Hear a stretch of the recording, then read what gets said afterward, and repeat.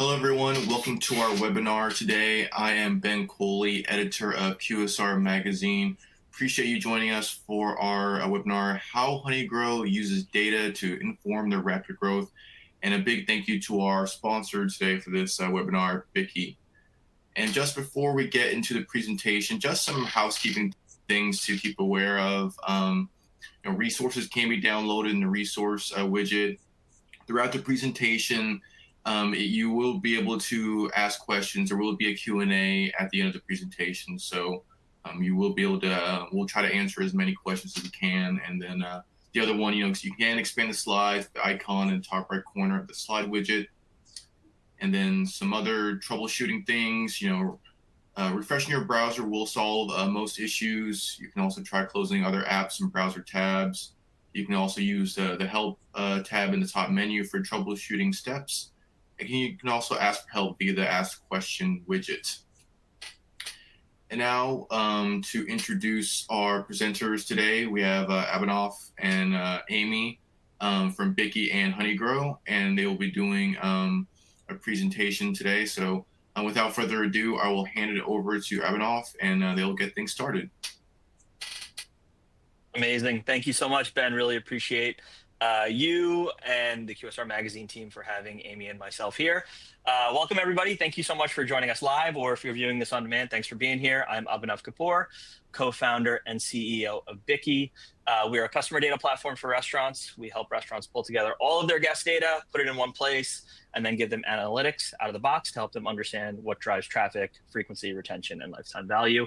And it is my pleasure here to have Amy from Honeygrow. Amy, please say hi to the folks joining us today. Hi, everybody. Thanks for having me.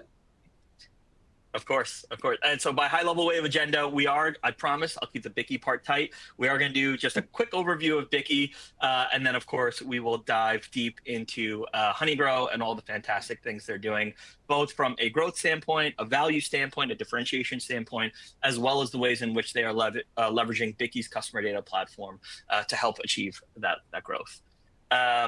It's my pleasure here to give you the founding story. So as I said, I started the business 8 years ago. I had family in the restaurant industry. My mother-in-law was an operator, and she was very experimental. She would do all sorts of things to figure out how to drive traffic and frequency, all the way to launching new menu items, to running promotions on delivery. And she always had the same question, right? She would say, I can see sales moving, but I can't really tell who is the person that's actually transacting with me. And this got me obsessed, right? As operators, you're so intensely focused on understanding what drives the business, especially in a tight margin industry, especially in a complicated operating environment like we have today. And it's impossible to really understand who is the guest behind the transaction. And as I dove deep into her business, I found that not only did she have this problem, but brands, even up to thousands of units, still struggled with this lack of basic understanding around who the guest is, right? McDonald's has the golden arches, and of course they have the team and the resources and the scale to say billions of guests served. But for the average brand, like Honeygrow, like Dave's Hot Chicken, like Long John Silver, some of the folks that we work with, they really struggle to even report on how many new guests they were serving in the past 30 days, 60 days, 90 days, if those guests came back, let alone more nuanced questions like if they launched a new menu item, how that impacted traffic, frequency, cannibalization on the rest of the menu. And so that's the problem statement that we're trying to solve here at Bicky. As a customer data platform, we pull all that data together across all your in-store and off-premise channels, try and take your level of visibility beyond just the folks in your loyalty program to everybody that's transacting with you across every channel. And then, of course, giving you all the out-of-the-box analytics on your marketing, on your menu, on your operations, and how when you pull one of those levers to grow the business, how it ultimately impacts traffic, frequency, retention, and sales. Now, I promise, Bicky part out of the way. It's my pleasure again, Amy, to welcome you back to the stage here. And I would love for you to just set the stage for us. Obviously, Honeygrow is a name that's well known as one of the fastest growing as well as most emerging fast casual brands in the industry. Just set the context for us. What is Honeygrow? What's the mission for the brand? And then tie in how long you've been there in your role. Sure. Okay. So Honeygrow is a Philadelphia-based fast casual. We focus on stir-fry salads and honey bars. So honey bar is our healthy take on dessert. We started in 2012. Justin Rosenberg, who you're seeing right here on the slide, is our founder and CEO. We are in 8 states. 8 states. We go from Northern Virginia up to Boston and as far west as Ohio. 2 of those states are new to us, or not new, but we're really growing. In Ohio, we opened last year, and Boston, Massachusetts in general, we are building out currently. So we're in a major growth phase. It's really exciting. We really have to focus on our data in order to make smart decisions as we're growing in these new markets. I started at Honeygrow in 2022, and we had 20 locations. Today we have 60. So that's some pretty major growth in 3 years.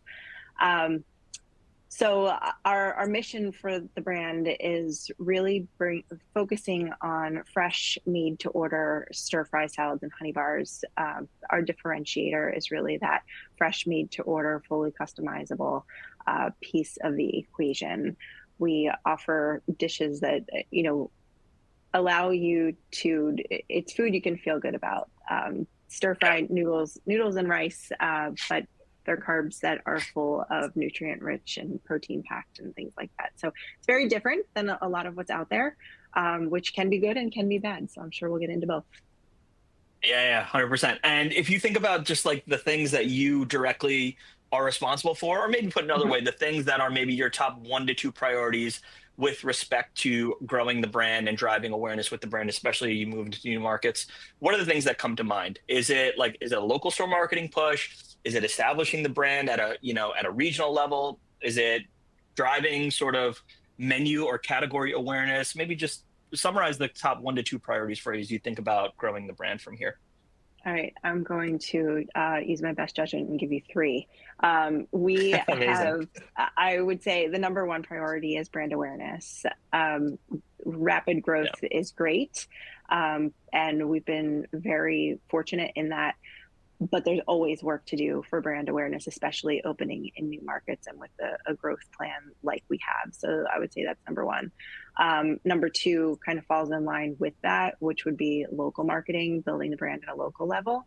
And number 3 would be, and these are not in any specific order, but number 3 would for sure be menu innovation and making smart decisions about what we're offering our guests. Yeah. And when you go into a new market and you think about sort of establishing yourself in that market, is there a particular rotation you're trying to get into with a guest? Like the way I think about it is like with fast casual, you always want to be in the top 2 to 3 is what we hear from a lot of the brands that we work with. So is it, hey, I just want to compliment someone who goes to Chipotle on a Monday and maybe comes to us on a Tuesday?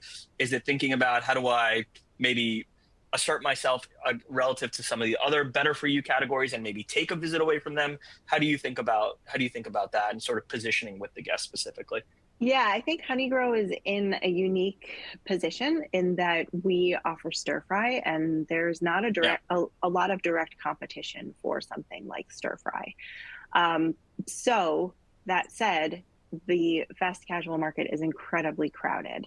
So it's nice for us to have the opportunity to offer something different to guests. There's a million salad concepts. There's a lot of Mexican concepts. There's, all these different things that are out there. We offer something different. And so I wouldn't say that we are focused on taking anything away from another brand. I think there's room for everyone.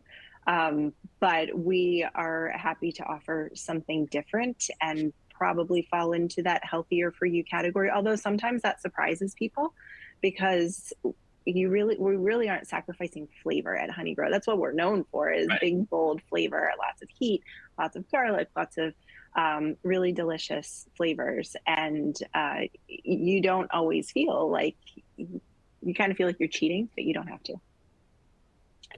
Yeah, no, I think, and I'm excited to dig in more on the menu specifically and some of the learnings from for the menu from our platform. If you think about, the markets that you're entering right now, can you walk through again, I would say, 1, what are the new markets? I think you mentioned Ohio. What are some of the new markets that you're expanding into? And then as you think about like the growth strategy specifically, is it about establishing more locations within those markets, or is it opening new states and going even further afield with the brand? It's a bit of a combination, to be honest with you. So when we started, we were a concept that was very focused on cities. And we started to realize that who was coming to our restaurants at lunch didn't necessarily live in that city. And there was a place for us in the suburbs. So we started opening in the suburban markets. So we were kind of, we were in Boston, we were in New York, we were in Philly, we were in Baltimore, we were in DC, we were in Pittsburgh, but we weren't anywhere in between. So our strategy to date has really been to fill in between those cities and what makes sense as a natural progression to fill the gap. Since we are now doing a fairly good job of that, and we've really, made our footprint in the Philadelphia market and certainly in Maryland, and also we're building out further into New Jersey. So our strategy now is to look to what's that gradual next step to expand further out. And so that brought us to Ohio. Last year in September and October, we opened 1 and 2, and then we opened 3 just last month. So that's really our plan now. We are in Boston, and we will be opening in Shrewsbury, Massachusetts, and just outside of Worcester in a few weeks. We've really started to focus on Northern Virginia as that gradual moving south beyond Maryland. So we have really focused our attention on Fairfax and Springfield, with more to come this year. So that is really our growth plan. Nice. That's great. And then something that you mentioned when we were prepping for this session was, you talked about a little bit about that shift from urban to suburban, and maybe the shift in guest behavior. Has day parts shifted, or the typical maybe use case for the brand shifted as you moved increasingly into the suburbs and outside of the kind of urban core that you started with? Yeah, for sure. So when we started to move out into the suburbs, we started to see that there was a rise in our dinner business, as it was traditionally really heavy on the lunch day part. Then we had this crazy thing called COVID that seemed to happen, and that threw the world, into a total tailspin. And that's, since then we've really been focused on the suburban markets, because that's where everybody has been living and working. Now people are starting to shift back to cities a bit more. And so, it's kind of a great situation for us because we're already established there. So we have certainly seen a shift in the business where we were primarily lunch, and now we are pretty much equal, maybe a little bit heavier on dinner. Interesting. And so it's great now, because now the way you've built the brand, it's like you get them on the way to work and you get them on the way home now. Yeah, exactly. And you'll get at least one of those two. Yeah, when you were mentioning about, where do we want to sit in the market? Do we want to take from someone? And my answer was no. But wouldn't it be great if somebody were to select Honeygrow for lunch while they're at work, and then they come home and they decide that they're going to have it for dinner also, and, just choose different menu categories? I mean, that's the ultimate goal, probably for all of us that are listening, right? Right. And so just when you tie it back to what the data has told you, can you walk through maybe some of the differences between the guest in different markets, or between maybe guest behavior between, urban and suburban? Would love to hear kind of what you've learned, just having that data on hand now around the guest. Yeah, absolutely. And that's one area that I can say Becky has been hugely helpful to us. There's lots of areas that we will talk about, but particularly here, certainly the guest in Brooklyn is different than the guest in suburban Cleveland. And so we are looking at this truly on a store by store basis, and looking at these individual locations, trying to figure out, who is that guest? What are they ordering? Is it more of a salad location? Is it more of a stir fry location? Is it more male? Is it more female? Do they gear more towards sodas, or are they more towards one of our bubbler offerings, or a canned beverage? So a lot of that has made a big difference for us. Particularly, we started using Vicky beginning of 2024. So we've since opened Ohio, and it's been interesting. Even the way we shape our ads and things like that, we're realizing that our customer in Ohio is different than the customer in other parts of our footprint. And so, Yeah. should we be featuring a female or a male, and things like that they've all played into it. And it's been interesting to watch the difference in response and engagement. Yeah, that's a great tease for where we're going. I'm going to take it back. It is. I mean, it's honestly, it's a great way to set the stage. I think you did a fantastic job of talking about Honeygrow and the environment that you're operating in, and really like tapping into why guests come to you and what your differentiation is. Something that we've been looking at, of course, because we work with a bunch of emerging fast casual QSR brands, as well as some casual dining ones as well. But something that we've seen, and this is in the context, this is for the audience, just taking a step back and looking at the operating environment. When we look across all of the QSR fast casual brands that we work with, right, like there was this moment, I'm sure, Amy, you can maybe attest to this, where among your peers, not saying Honeygrow specifically, where we would kind of say tongue in cheek in 2024 that flat was the new up, essentially just because of the challenging operating environment, right? Because so many people took price and transactions were challenged as a result of taking price in 2022 and 2023. And so when we look across all of the fast casual QSR benchmarks that we look at in terms of year-over-year transaction growth, we're seeing this sort of long, slow upward trend where you can see kind of in that middle portion, things were about flat to low single digits, again, across the board with the brands that we work with. Now, that being said, 2025 has been off to a better, albeit admittedly volatile start, where there is a lot of noise in here because of the holidays, and you can see this from the right end of the chart. But if I look at the brands that we work with, year-over-year transaction growth in March specifically was up 2% from a transaction standpoint.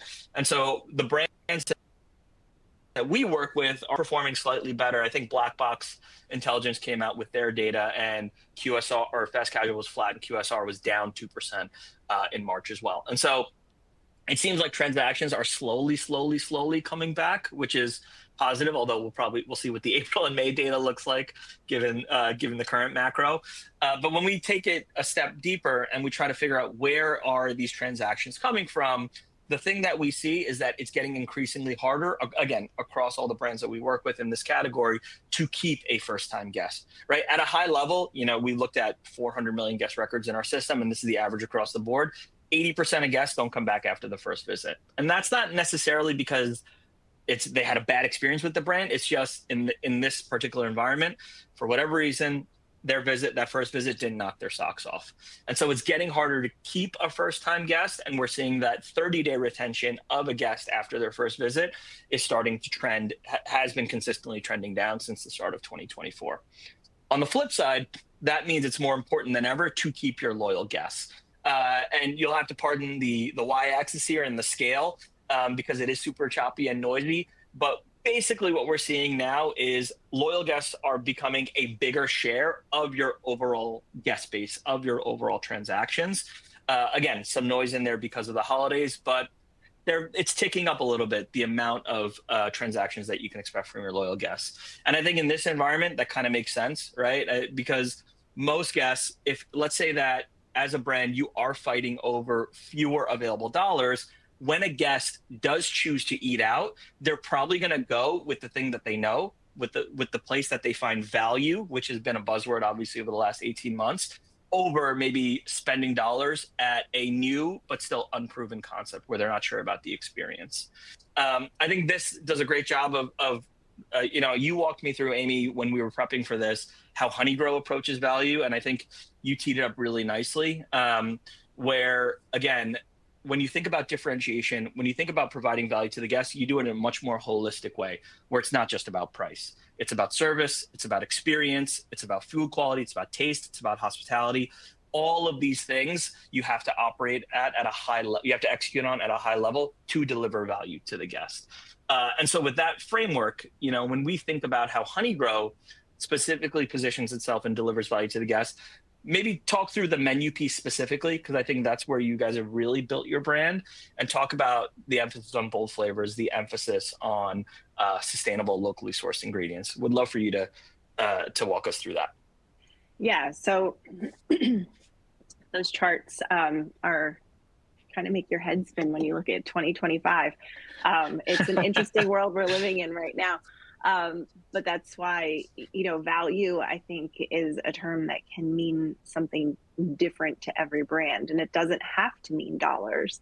And so, do I think Honeygrow is a good value in terms of dollars for customers? I do, because of a lot, everybody hears, there's all sorts of noise in the market right now about, how big are portion sizes and all of that kind of stuff, because customers want more and more. But we do look at value differently than most brands. And we look at it because what we offer our guests is, hospitality is a huge piece of it. It's accuracy. It's consistently delicious food.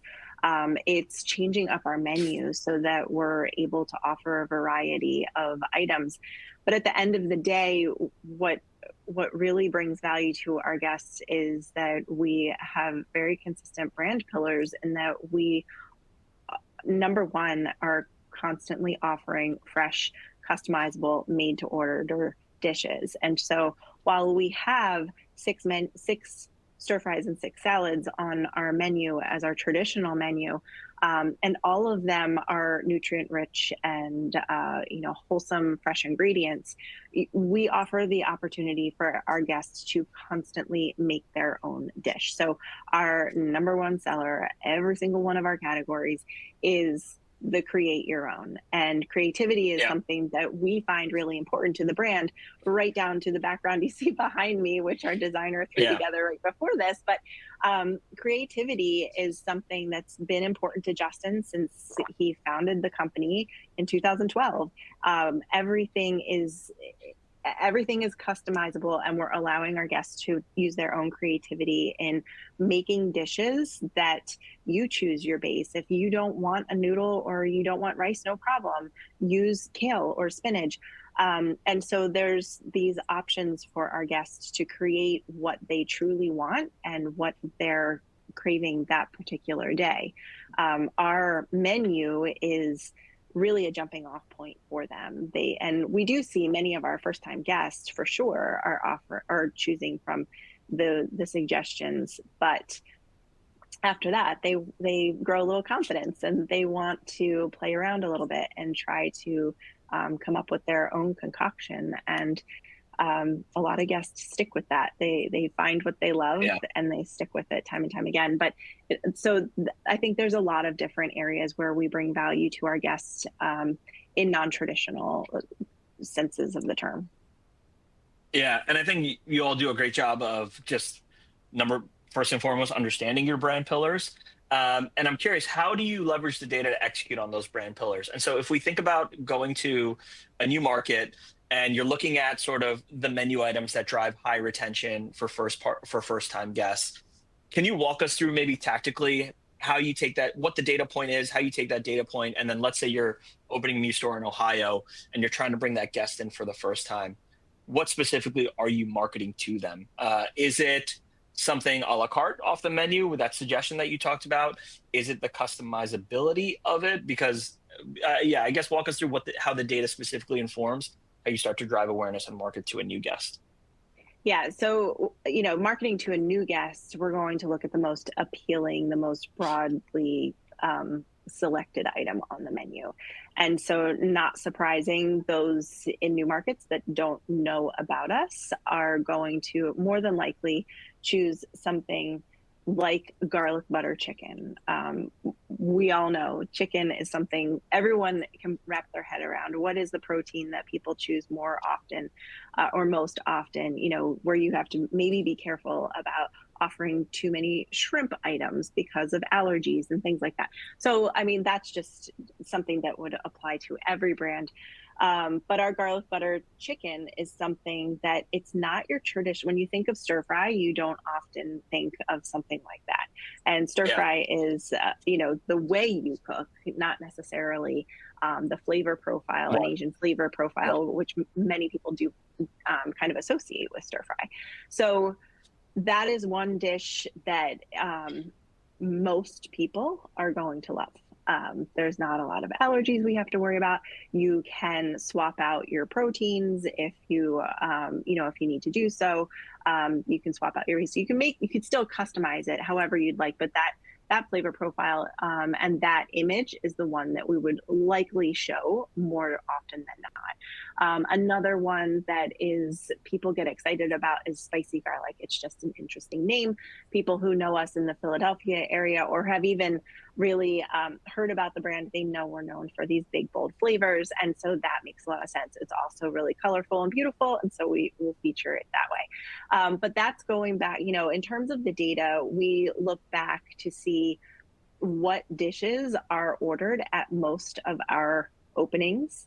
Whether it's a new market or not, we look at the first 60, 90 days of a restaurant and what dish is ordered more often than not.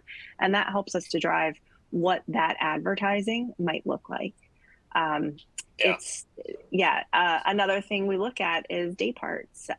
We know that when there are lots of kids in the area, we're going to see them after school. And so that's an area where we can be talking more about the honey bar, and we take the same approach there. We look at the data and see who, what are our best selling honey bars, what are mostly appealing. We can even go, I'm not sure that we have done this, but it's not saying we shouldn't, but, we can look at who, male, female, who's ordering what. And then, see it that way. You can do this. I know. I'm saying, that's a good idea. But if we're across the street from an all boys school or across the street from an all girls school, then maybe that's something to consider. Yeah, that's awesome. And then maybe just like at a higher level, like who is the ideal guest? Maybe let's talk about your frequency and what does your ideal guest look like, and what has Bicky specifically told you, one, about your frequency, and then two, about who that guest actually is? Yeah. So prior to working with Bicky, we did not know who our guests were. We had a hunch, but we did not know for certain. And so like I said, we started out with our locations in cities and we grew into the suburbs. And so who that guest is in the city, it looks different than who that guest is in the suburbs. And we really needed to validate that before moving into some of these new markets. And so our guest to make it very simple, our primary guest is the suburban mom.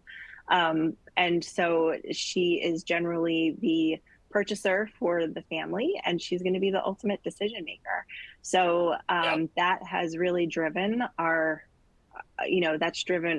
advertising. You can see that photo right there. Who is it? That's your suburban mom. And she's hanging out with her friend, sitting on a blanket in the park, enjoying lunch.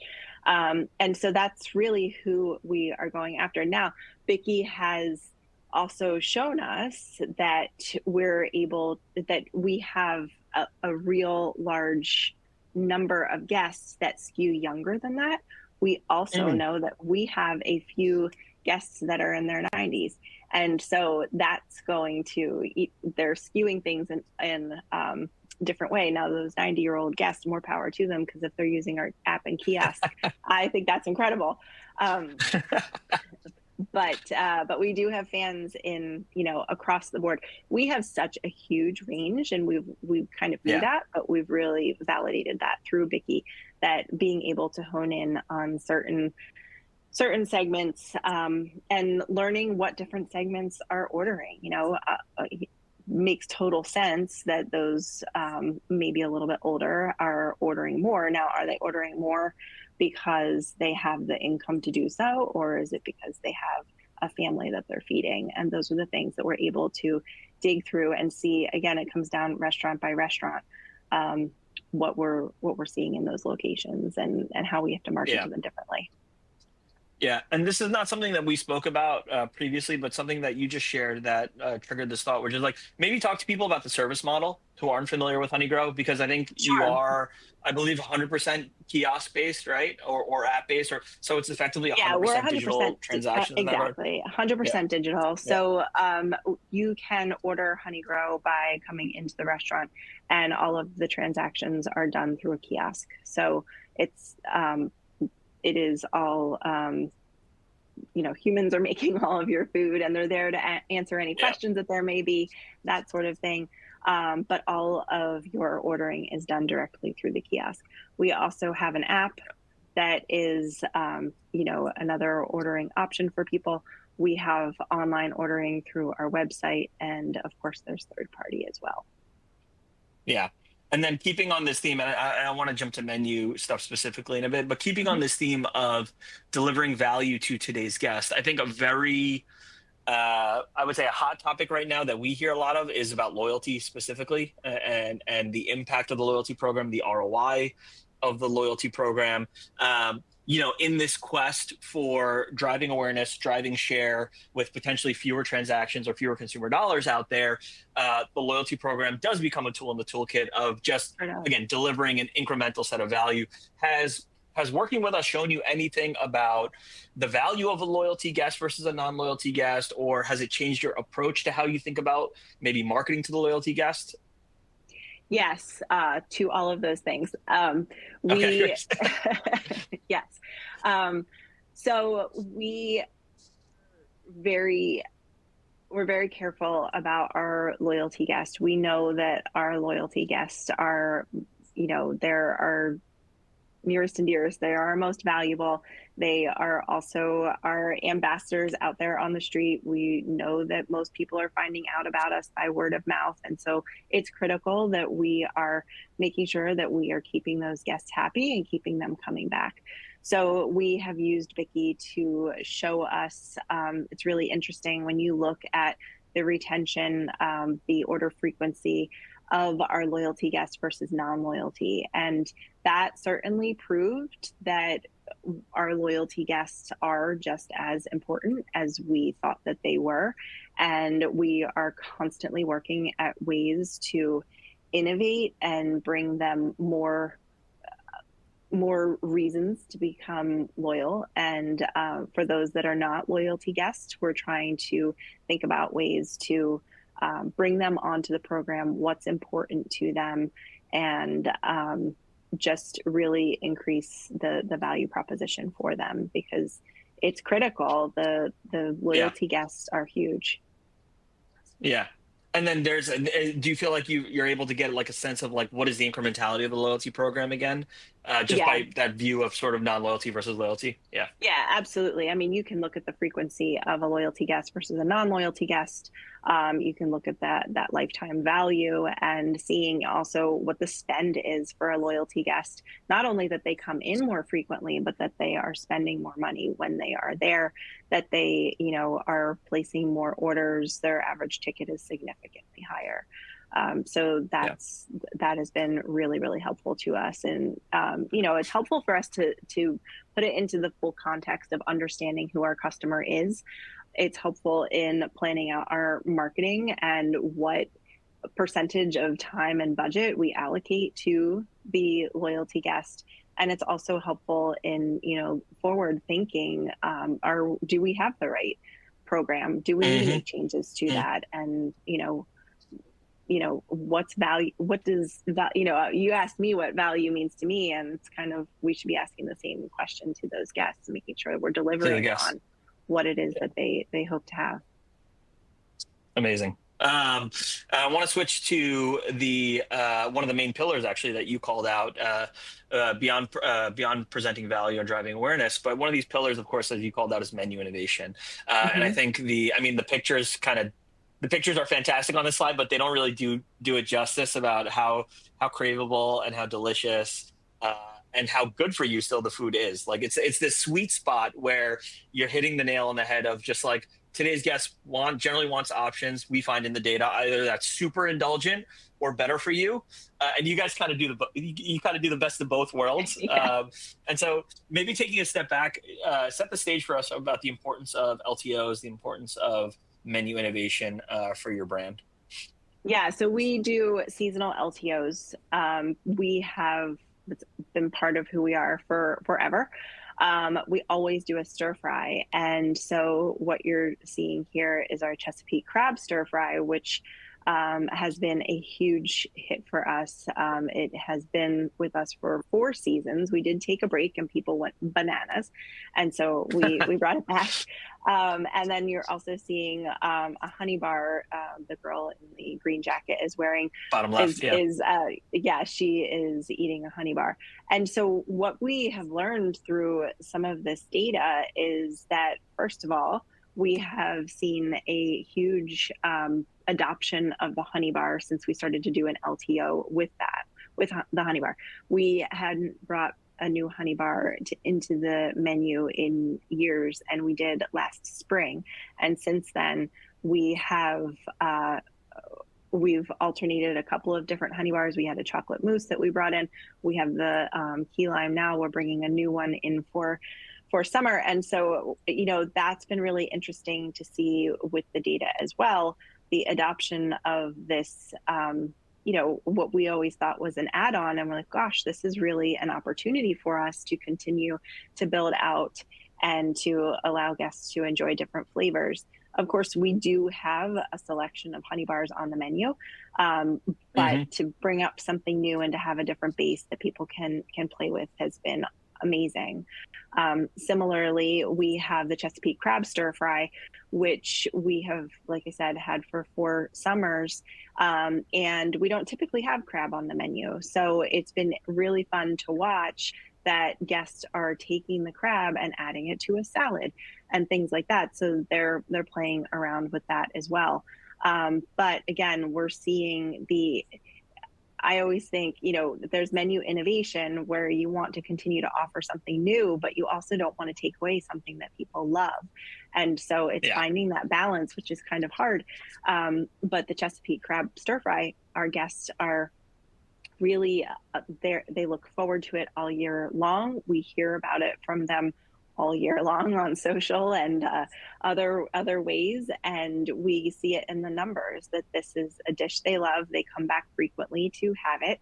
And, watching guests, this is, a little creepy within Bicky, but you can see when they are, that they, some guests are coming back multiple times for Chesapeake crab.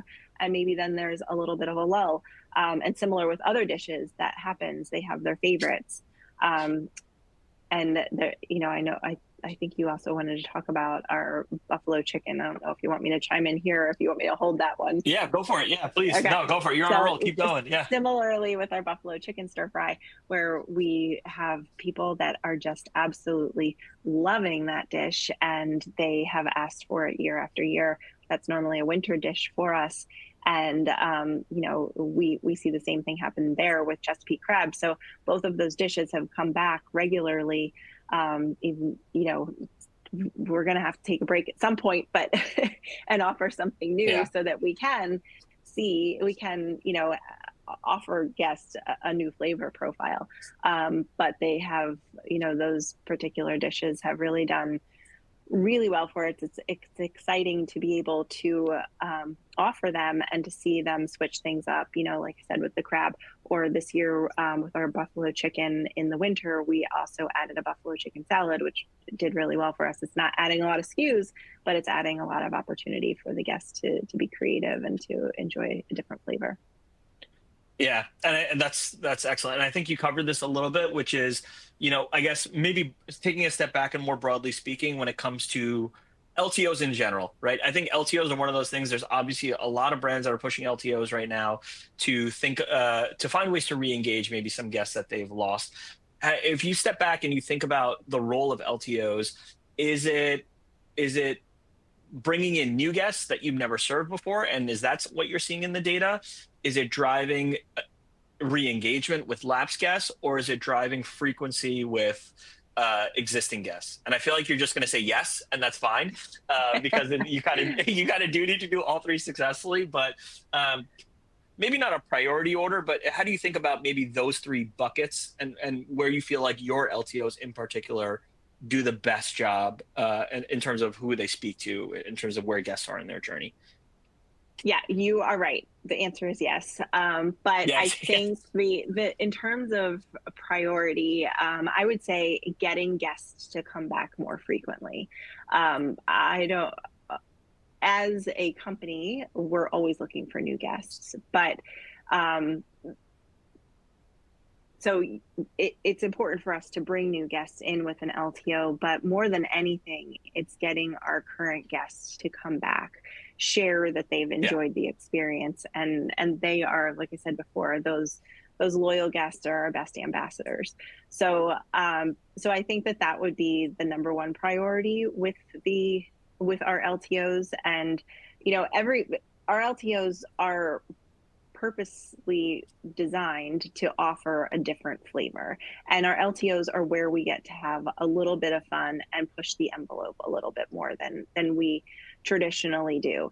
And so buffalo chicken stir fry is probably not the healthiest option we have ever offered, but it's one of those kind of exciting, something different, something that's gonna, people are obsessed with buffalo, so they come in, they try it, they love it. It's a special treat for them every now and then. And so, it's not on our regular menu because of that reason, really, but we do offer, our Chesapeake crab stir fry. While maybe it could withstand being on the menu year round, it just makes a lot of sense for summer. It tastes like you're at the beach or, at the bay or wherever it might be. So, yeah, I think our number one with our LTOs is bringing guests in, continuing to bring them in, offering them something new, sparking, and in doing so, hopefully that is going to bring in some of those lapsed guests. Maybe it's a guest that, and we do see this, there are guests that just love LTOs. They just want to try something new. So that we do see. Stir fry, while I would love for our people to eat stir fry every single day, they don't. So it's nice to be able to offer different flavors and continue to mix it up for them.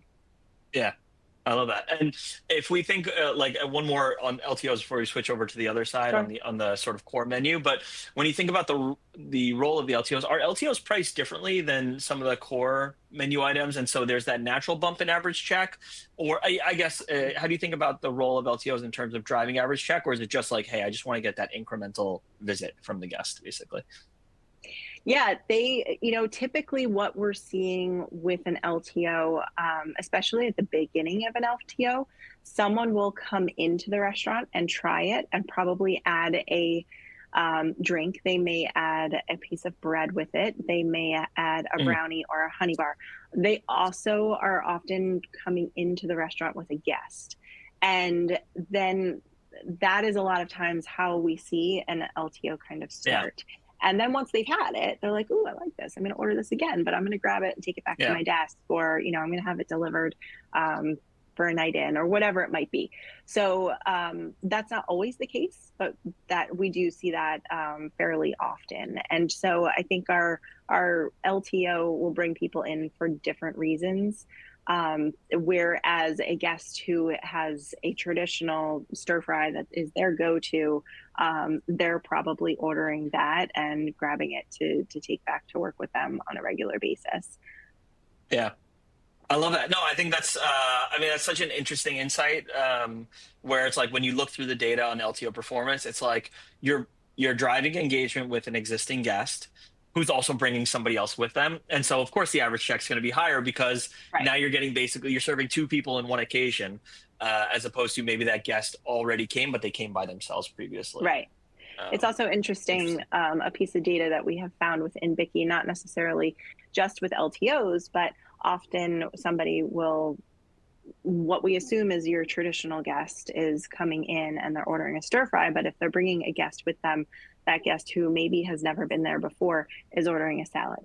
So the salad is something where they're like, "Oh, I'm going to try this Honeygrow place that I don't know much about." they go in, they see and smell the flavors, and their friend that brought them there is having the stir fry, and we're like, huh, interesting. Okay, maybe I'm going to try the stir fry next time. So that's kind of a fun dynamic that we see. That's awesome. And then shifting gears to the other part, when you think about the core menu, has anything changed in terms of your core menu or your menu strategy since partnering with us? I think one of the things that we were talking about was there was the 5 spice soy, I believe, or one of those core menu items that's been around for a while, where maybe there's a different approach that you have to take to it just because of what the data has been telling you. Yeah. So we've taken a long, hard look at all of our different offerings to see what performs best over the long term. So a guest comes in and orders the same thing every single time. We're seeing a trend of guests ordering it once and then not ordering it again. And why might that be? And so, we have seen that our guests are coming in, like I said previously, for a new restaurant, we're seeing they look at our menu, the suggested items. So we don't see as many create your owns happen at a customer's first visit. But we do sometimes see customers order something that, I'll use Sweet Soy 5 Spice for an example.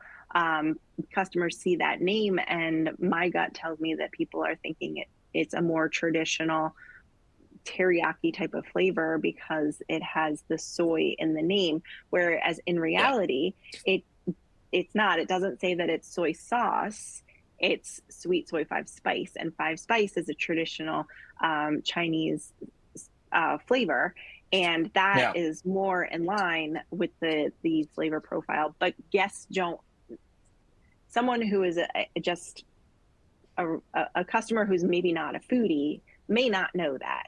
And so that's probed us to do some testing of, do we need to address the name? Do we need to, make some changes here or there? So, it's given us some insight into how do we best approach our menu? Are there changes that need to be made?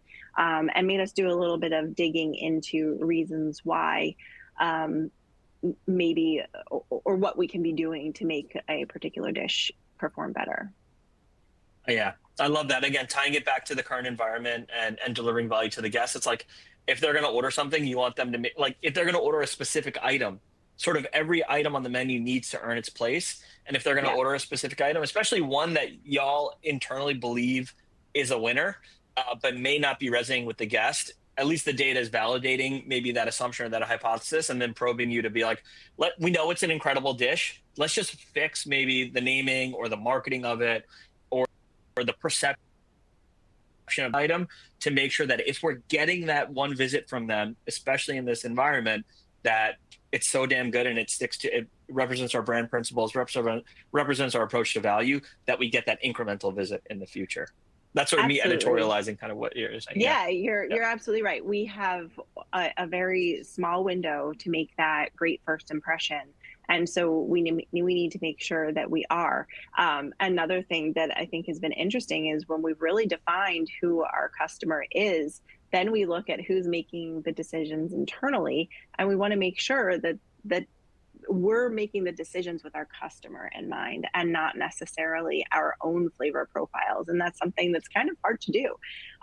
But it's, would the suburban mom like this? Would the 20-something like this? And trying to put yourself in their shoes, now that we know that those are our guests.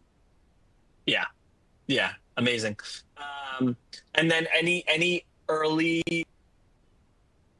insight you want to share on some of those tests that you've been running on change? You don't have to. I know. It may be too early to tell, which is totally fine. But and that's only one piece of the. There's lots of different things that we're testing right now. That's one thing that Honeygrow is really big on testing before we do anything else, and so we're constantly running a test We have our test kitchen in Philadelphia, and we're always doing something new and different there.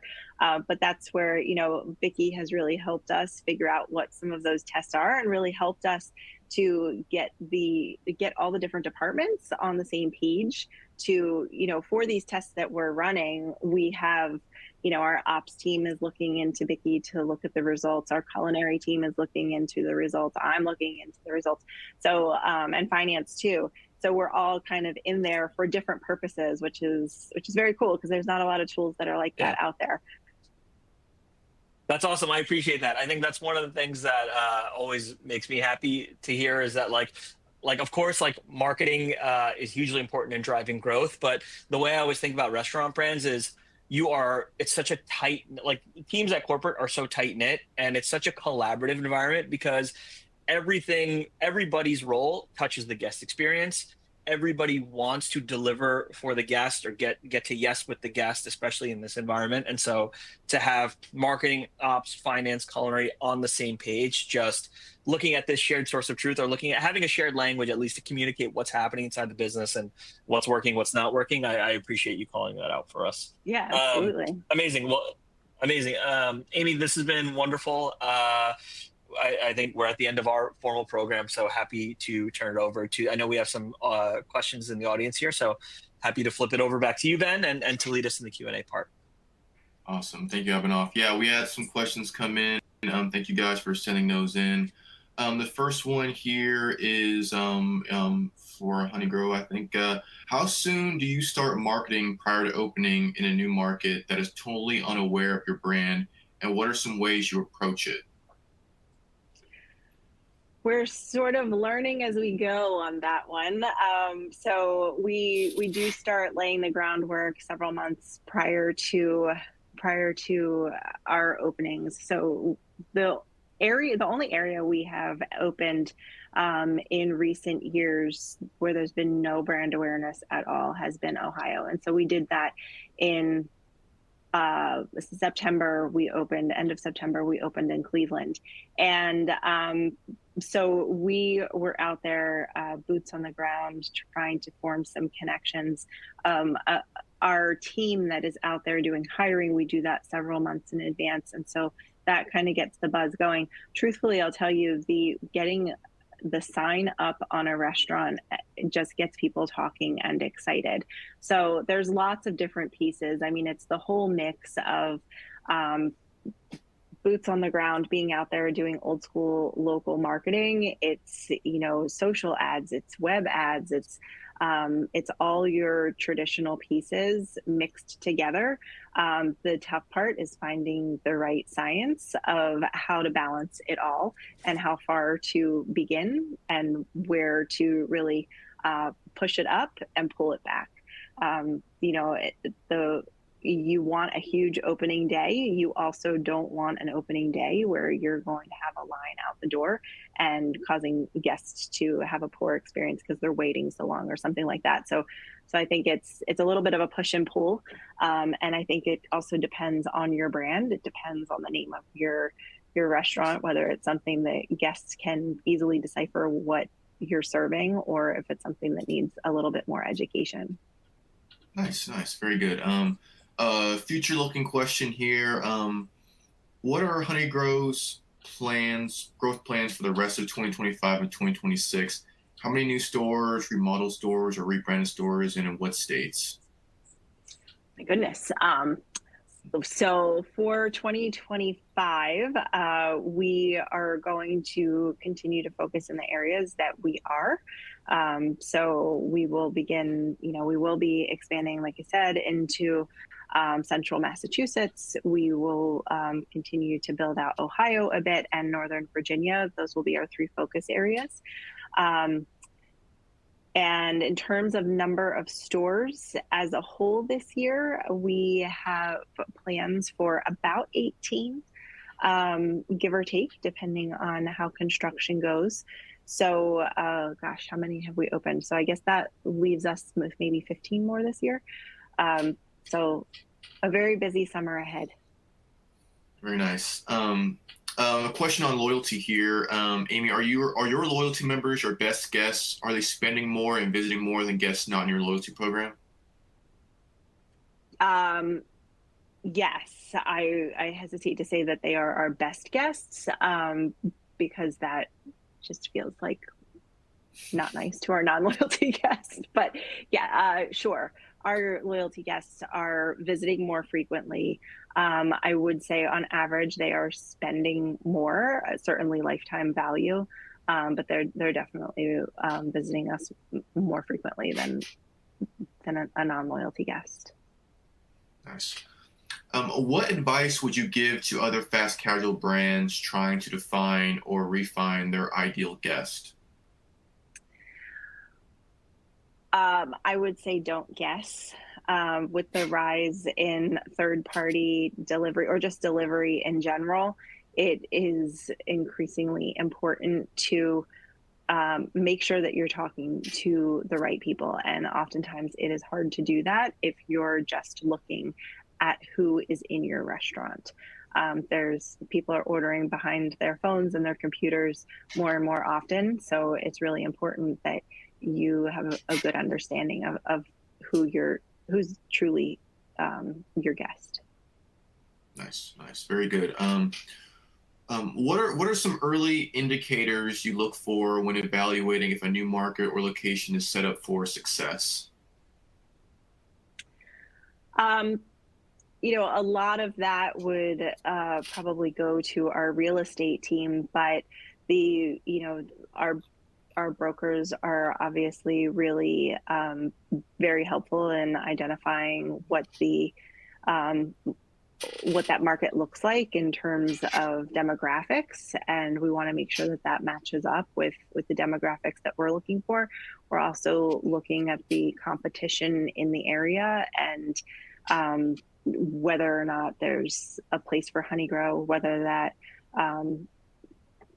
area would be one that we feel Honeygrow would succeed in, both in the demographics, the approachability of the brand, the location of that particular site, and a lot of times we look at the other restaurants that are in that same center or in that market with us, and we know those that have similar customers to us. Nice. Here's a menu question. Can you share an example of a LTO you didn't end up bringing back? What did you learn from that experience, and how, if at all, did you use data to make that decision? Sure. So our LTOs are not designed to come back year and year again. There are some that certainly do, like we had already talked about earlier. And that's because they have such a huge following, and we are getting requests for them constantly. So for the most part, we want to offer new and different dishes to get people more excited and to be able to think about Honeygrow and all the different flavor profiles that we offer beyond our traditional menu. So there certainly have been, we've been in a good situation. I don't think we've ever had an LTO that we would say was a flop, but there are some LTOs that perform better than others. And so we certainly look at the data and see, more than anything, we look at the data that shows guests come in, order it once, and then don't order it again. And that's a huge flag to us. That this is not something that belongs on the permanent menu. It drew them in. They were excited about it. They tasted it. There are other Honeygrow dishes they prefer. And so that's, that's definitely something that we watch in Bicky for sure.